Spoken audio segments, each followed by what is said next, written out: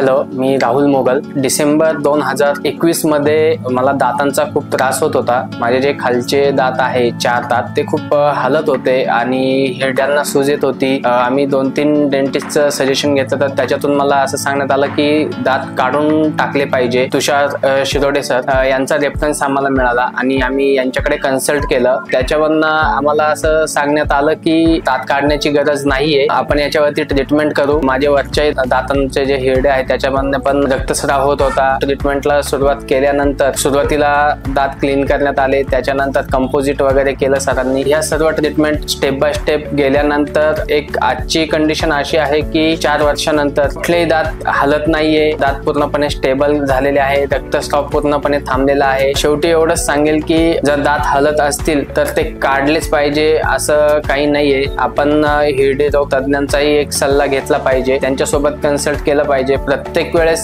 दात हलताय म्हणजे ते काढण्याची गरज आहे असं नाहीये। आपल्या नाशिकमध्ये डॉक्टर तुषार शिरोडे सर आहे, ज्यांनी माझी ट्रीटमेंट एकदम प्रॉपर म्हणजे 100% सॅटिस्फॅक्शन आम्हाला मिळालंय। तर भविष्यात कोणालाही तसा त्रास असेल तर एकदा सरांसोबत कन्सल्ट करावे।